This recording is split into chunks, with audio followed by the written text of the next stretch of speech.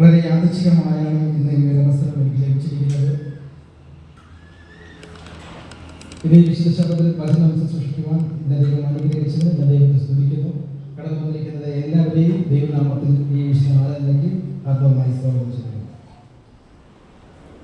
ഇന്ന് അല്പത്തെ ചിന്തയ്ക്കായി തിരഞ്ഞെടുത്തിരിക്കുന്നത് നാം ഇന്ന് വായിച്ചു കേട്ടതായ നമ്മുടെ ശാന്ത സ്കൂളിലെ പുസ്തകത്തിൽ നമ്മുടെ മനപ്പാഠമാക്കി നമുക്കൊന്ന് വായിക്കാം. പുറപ്പാട് പുസ്തകം 16-ാം അധ്യായം അതിന്റെ 28-ാമത്തെ വാക്യം.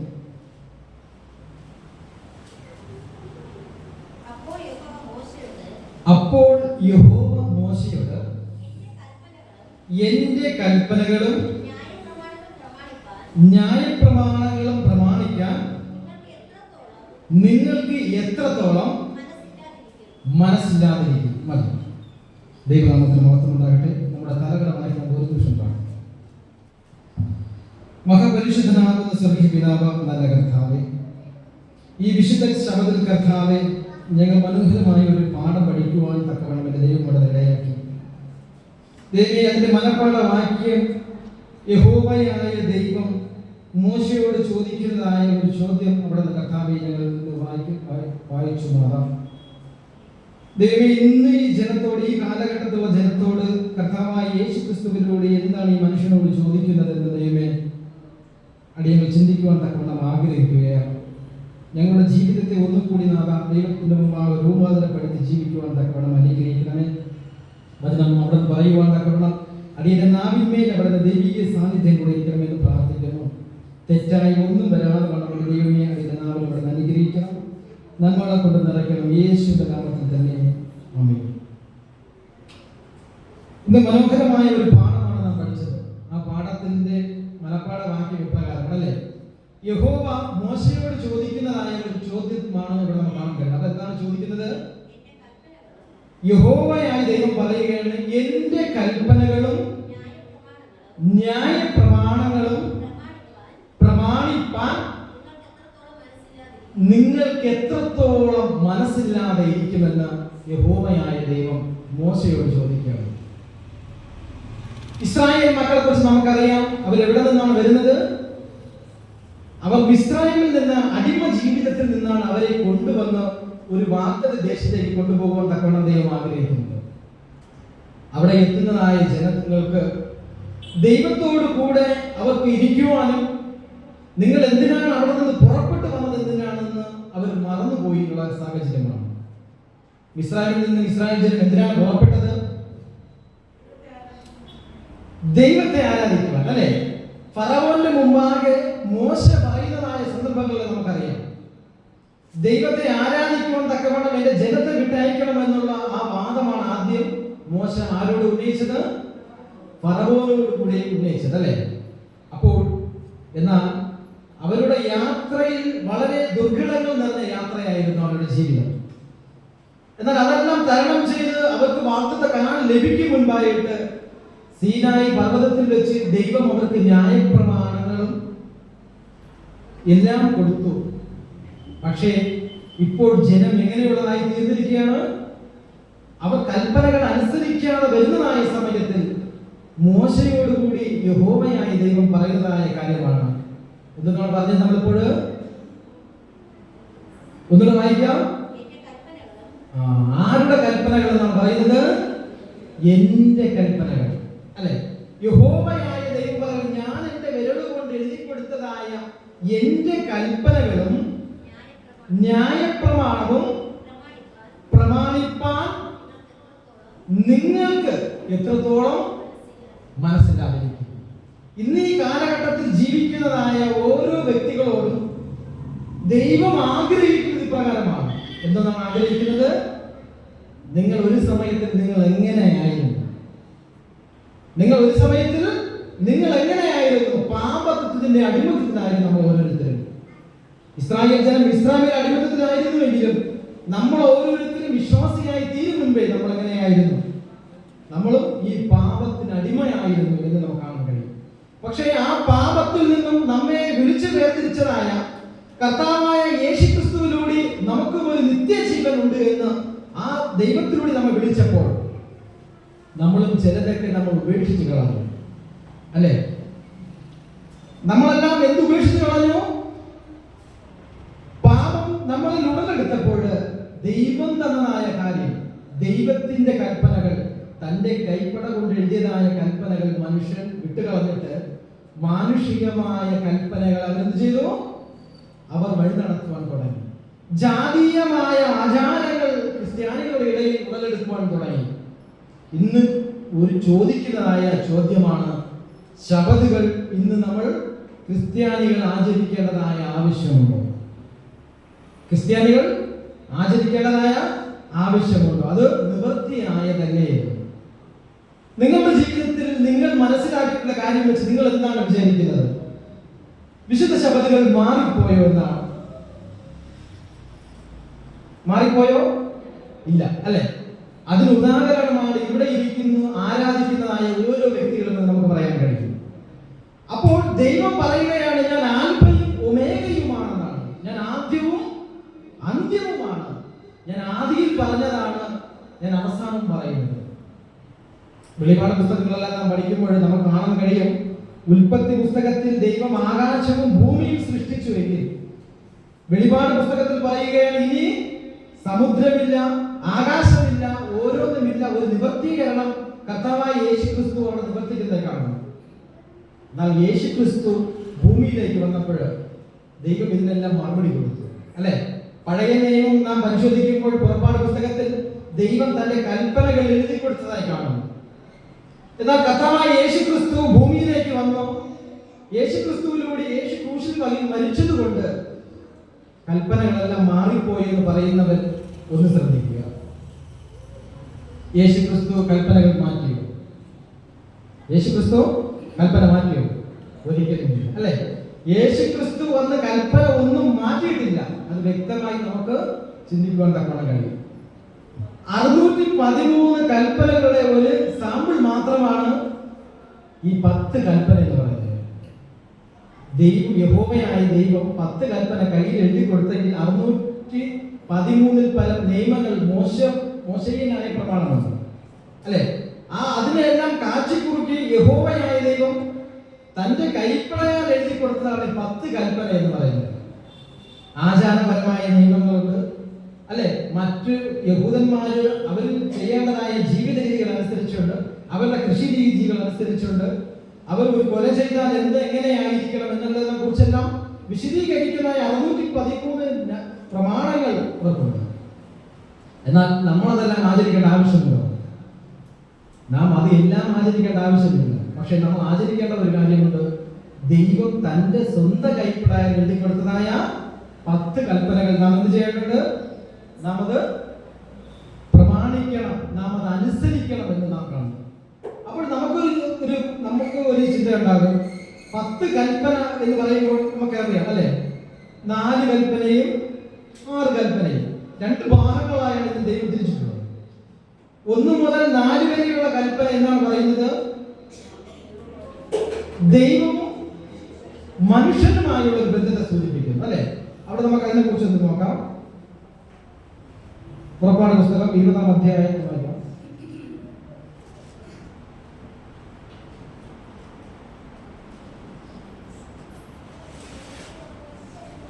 പുറപ്പാട് 20-ാം അധ്യായം 1 മുതൽ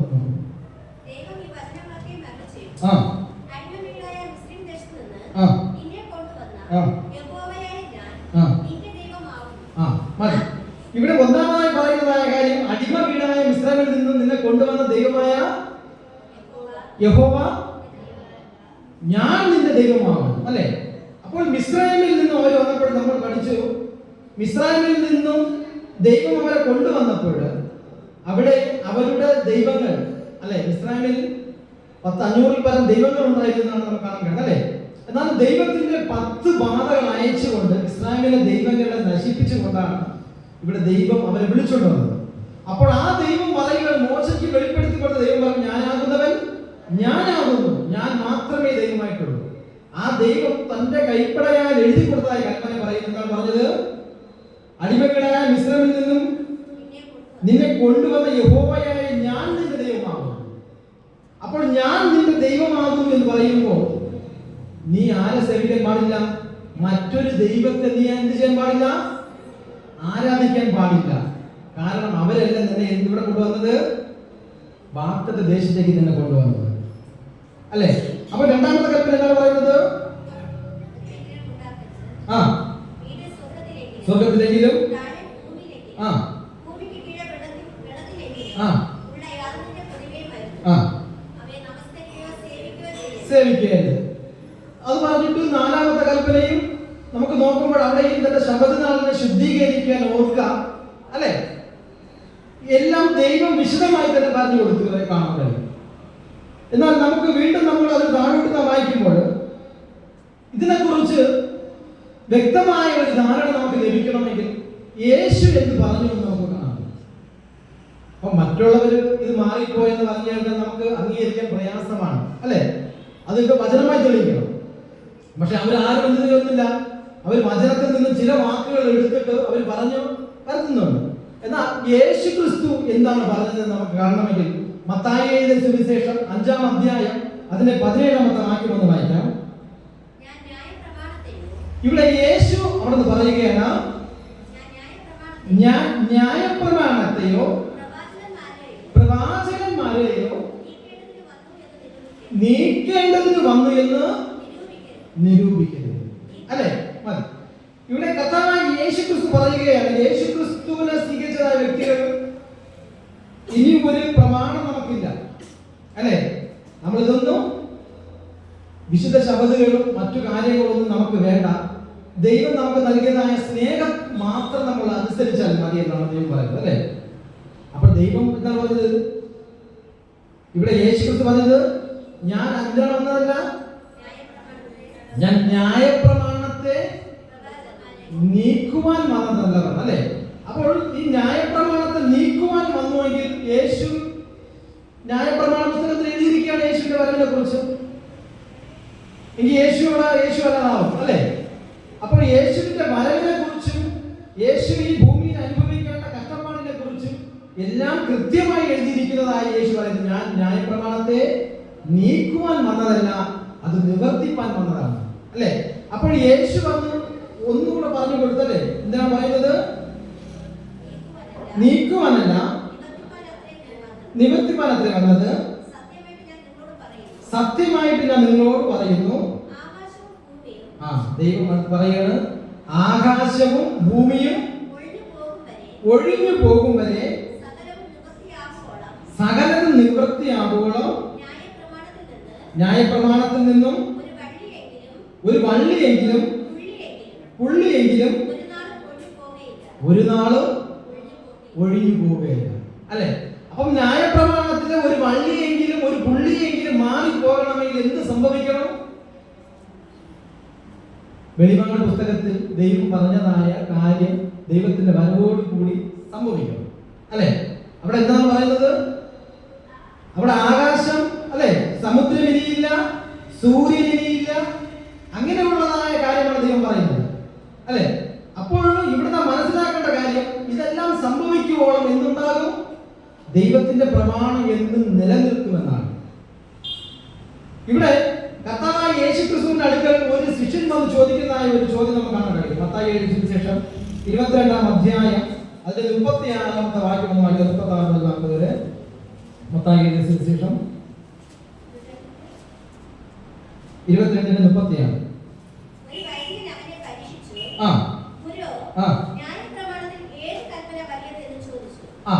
ഇവിടെ യേശു ക്രിസ്തുവിന്റെ അടുക്കൽ ഒരു മനുഷ്യൻ വന്ന് ചോദിക്കുന്നതായ ഒരു ചോദ്യമാണ്, ന്യായപ്രമാണത്തിൽ ഏത് കൽപ്പനയാണ് വലുത് അല്ലെ? അപ്പോൾ യേശുവിനോട് ചോദിച്ചപ്പോൾ യേശു എന്താണ് പറഞ്ഞത്? നിന്റെ ദൈവമായ കർത്താവിനെ നീ പൂർണ്ണ ഹൃദയത്തോടെ പൂർണ്ണ ആത്മാവോടും പൂർണ്ണ മനസ്സോടും കൂടെ സ്നേഹിക്കണം. ഇതാകുന്നു വലിയതും ഒന്നാമത്തതുമായ കൽപ്പന. അപ്പോൾ ദൈവത്തെ നാം ആരാധിക്കുമ്പോൾ നാം എങ്ങനെ ആരാധിക്കണം? നാം എല്ലാം ദൈവത്തിന് കൊടുക്കുമ്പോൾ നാം എങ്ങനെയുള്ളത് കൊടുക്കണം? പൂർണ്ണതയോടുകൂടെ കൊടുക്കണം. ദൈവത്തിന് യാഗം അർപ്പിക്കുമ്പോൾ നാം എങ്ങനെ അർപ്പിക്കണം? അവിടെ ഊനമില്ലാത്തതായ അല്ല, ഊനമുള്ളതല്ല അല്ലെ? ഊനമില്ലാത്തതായതാണ് നമ്മൾ ദൈവസന്നിധിയിൽ യാഗം അർപ്പിക്കേണ്ടത്. അപ്പോൾ നിങ്ങൾ ദൈവാലയത്തിൽ നിങ്ങൾ ദൈവത്തിന് യാഗം അർപ്പിക്കാൻ വരുമ്പോൾ, നിങ്ങളുടെ നാവിന്മേൽ സ്തോത്ര യാഗം അർപ്പിക്കുമ്പോൾ നിങ്ങൾ എങ്ങനെ ആയിരിക്കാൻ പാടില്ല? നിങ്ങൾ ക്ലോക്കിനെ നോക്കിയും സമയം നോക്കിയും ഉറങ്ങിയും ഇരുന്നിട്ട് നിങ്ങൾ ഈ യാഗം അർപ്പിക്കണം. നിങ്ങൾ അങ്ങനെ അർപ്പിക്കുന്നുവെങ്കിൽ നിങ്ങളുടെ യാഗത്തിൽ ആര് പ്രസാദിക്കില്ല? ദൈവം പ്രസാദിക്കുകയില്ല. അപ്പൊ ദൈവം പ്രസാദിക്കണമെങ്കിൽ നിങ്ങളുടെ സ്തോത്രയാഗം, അല്ലെ? നിങ്ങൾ ഇപ്പോൾ യാഗം, പഴയ നിയമത്തില് ആടുകളെ അവിടെ നിന്ന് യാഗം ചെയ്തുവെങ്കിൽ നിങ്ങൾ ഇപ്പോൾ ദൈവാലയത്തിനകത്തിരിക്കുന്നത് വെറുതെ അല്ല, നിങ്ങൾ സ്തോത്രയാഗമാണ് നിങ്ങൾ അർപ്പിക്കേണ്ടത്. അത് നിങ്ങളുടെ ഹൃദയത്തിൽ നിന്നും വരണമെന്നാണ് പറയുന്നത്, അല്ലെ? ആ ഹൃദയത്തിൽ നിന്ന് നിങ്ങൾ സ്തോത്രയാഗം ദൈവത്തിന് അർപ്പിക്കണമെന്നാണ് പറയുന്നത്. അപ്പോൾ നമ്മൾ ദൈവാലയത്തിൽ വരുമ്പോഴും വിശുദ്ധ ശബദുകൾ നാം ആചരിക്കുമ്പോഴും നാം അതിനോടുകൂടി നമ്മൾ എങ്ങനെയായിരിക്കണം?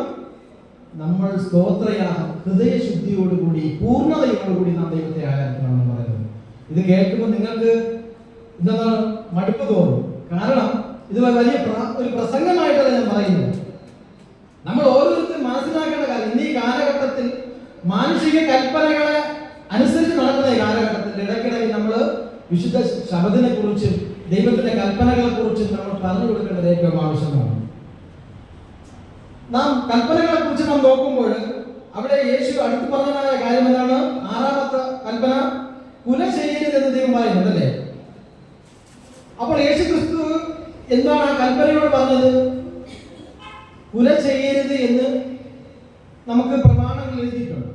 നമ്മളെല്ലാവരും വിചാരിക്കുന്നു ഒരു മനുഷ്യനെ കൊന്നാൽ മാത്രമേ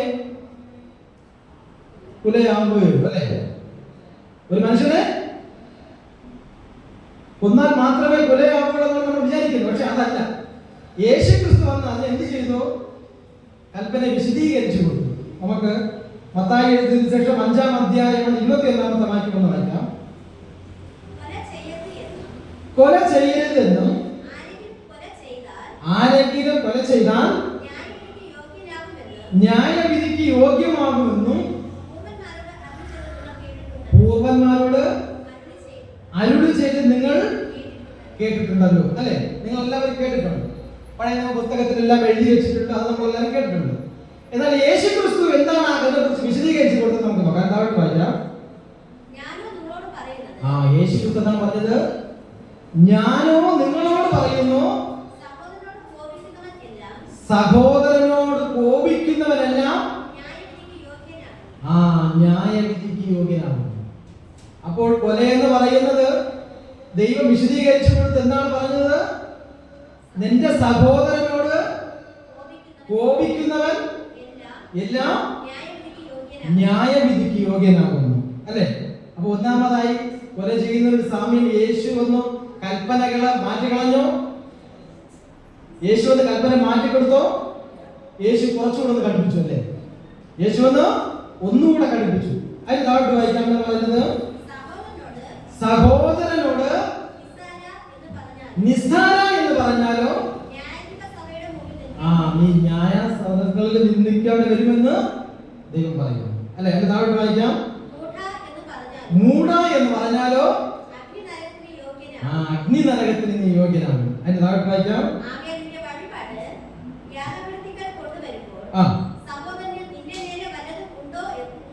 ഉണ്ടോന്ന് ഓർമ്മ വന്നാൽ വെച്ചേച്ച് നിറഞ്ഞുകൊള്ളുക മതി. ഇവിടെ ദൈവം പറയുകയാണ്, കൊലയെ കുറിച്ച് ദൈവം കൂടുതൽ വിശദീകരിച്ച് പറഞ്ഞു കൊടുത്ത് നിന്റെ സഹോദരനോട് കൂടി നീ നിറഞ്ഞുകൊള്ളേണ്ടത് ഏറ്റവും ആവശ്യമാണ്, അല്ലെ?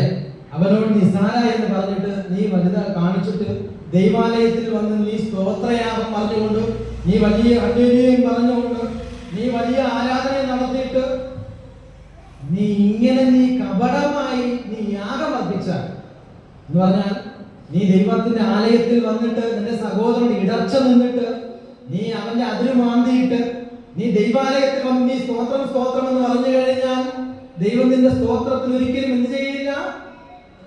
പ്രീതിപ്പെടുകയില്ല. നിനക്കങ്ങനെ ഇരിക്കുന്ന സമയം നിന്റെ ഹൃദയത്തിൽ നിനക്ക് തോന്നുന്നുവെങ്കിൽ ആദ്യം നീ ചെയ്യേണ്ടതായ കാര്യം എന്താണ്? ദൈവം പറഞ്ഞത്, നിന്റെ യാഗം നീ അർപ്പിക്കുന്നതിന് മുമ്പായിട്ട് നിനക്ക് ദൈവാത്മാവ് നിനക്ക് വെളിപ്പെടുത്തുന്നുണ്ടെങ്കിൽ നീ നേരെ നിന്റെ യാഗം അർപ്പിക്കാതെ നീ എന്ത് ചെയ്യുക? അവിടെ വെച്ചേച്ച്, അല്ലെ, യാഗപീഠത്തിൽ നീ യാഗം അർപ്പിക്കുന്നതിന് മുമ്പായി നീ അത് വെച്ചേച്ച് നീ എവിടെ പോകുക?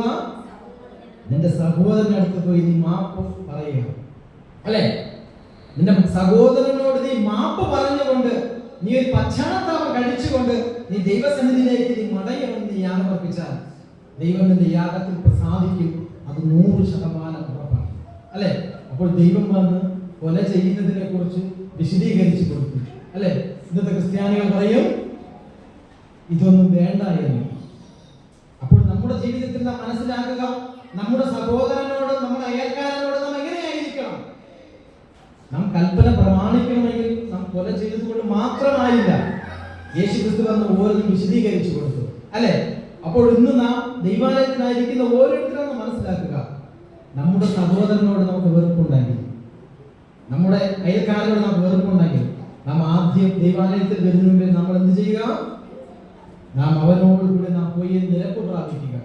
നിരപ്പ് പ്രാപിച്ചിട്ട് വന്നല്ലാതെ നമ്മൾ ദൈവത്തിന് യാഗം അർപ്പിക്കരുതെന്ന് ദൈവത്തിന്റെ വചനം നമ്മളോട് പറയുന്നു. അടുത്തതായി എന്താണ് പറയുന്നത്?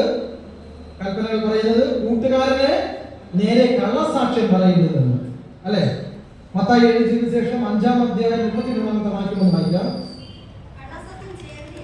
കള്ളസത്യം ചെയ്യരുതെന്നും സത്യം ചെയ്തത്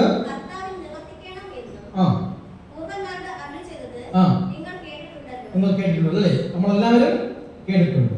എന്നാൽ യേശുക്രിസ്തു വന്ന് അവിടെ എന്താണ് പറഞ്ഞു കൊടുത്തത്? ഞാനോ നിങ്ങളോട് പറയുന്നു, നിങ്ങൾ അശേഷം എന്ത് ചെയ്യാൻ പാടില്ല? സത്യം ചെയ്യരുത്, അല്ലെ? യേശുക്രിസ്തു പറഞ്ഞു, എന്താണ് പറഞ്ഞത്? യേശുക്രിസ്തു വന്നു കുറച്ചുകൂടെ കാര്യങ്ങൾ വിശദീകരിച്ചു കൊടുത്തല്ലേ? ഇത് നമ്മുടെ എല്ലാവരുടെയും നാവിന്മേൽ മുഴങ്ങുന്നതായ ഒരു കാര്യമാണ്. നമ്മൾ ഓർമ്മിക്കുക, ദൈവത്തിന് നാം പ്രധാനം എടുക്കരുത് ഒരിക്കലും. ദൈവം പറഞ്ഞു, എന്താണ് പറഞ്ഞത്? ഇവിടെ എന്താണ് പറഞ്ഞത്? നമ്മൾ വായിച്ചു കേട്ടത്, നിങ്ങൾ അശേഷം സത്യം ചെയ്യരുത്. നിങ്ങൾ സ്വർഗത്തെ കൊണ്ട് ഒരിക്കലും നിങ്ങൾക്ക് സത്യം നിങ്ങൾ ഇടരുത്. അടുത്ത്, കാരണം അവിടെ ആരാണ് ഇരിക്കുന്നത്? അവിടെ ദൈവത്തിന്റെ സിംഹാസനമാണ്. യഹോവയായ ദൈവം അവിടെ ഇരിക്കുന്നതാണ്. അവിടെ നിങ്ങൾ ഒരിക്കലും ആണയിടാൻ പാടില്ല. നിങ്ങൾ ഒരിക്കലും എവിടെ കൊണ്ടിടരുത്? ഭൂമിയെ കൊണ്ട് നിങ്ങൾ ഒരിക്കലും ആണയിടരുത്. ദൈവത്തിന്റെ പാദപീഠമാണ്, അല്ലെ? ദൈവത്തിന്റെ പാദപീഠമാണ്. അപ്പൊ നമ്മൾ ആണയിടുമ്പോൾ നമ്മൾ ഒരിക്കലും എന്ത് പറയാൻ പാടില്ല? ഞാൻ നിൽക്കുന്ന ഭൂമിയാണ്, ഞാൻ അത് ചെയ്തിട്ടില്ല, അല്ലെ? നമ്മൾ ആരെ സാക്ഷി വയ്ക്കുന്നു?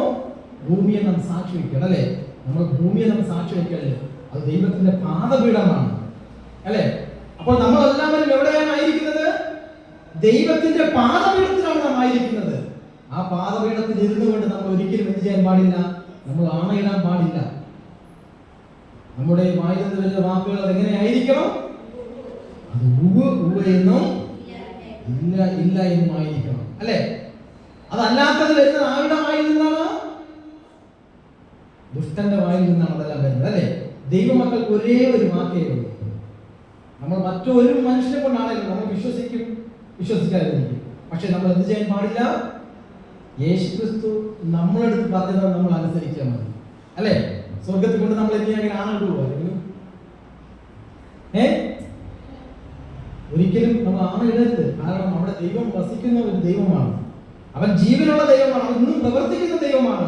അവൻ സ്വർഗങ്ങളിൽ ഇരിക്കുമ്പോൾ ആ സ്വർഗത്തെ കൊണ്ട് നമ്മൾ ഒരിക്കലും ആണയിടരുത്.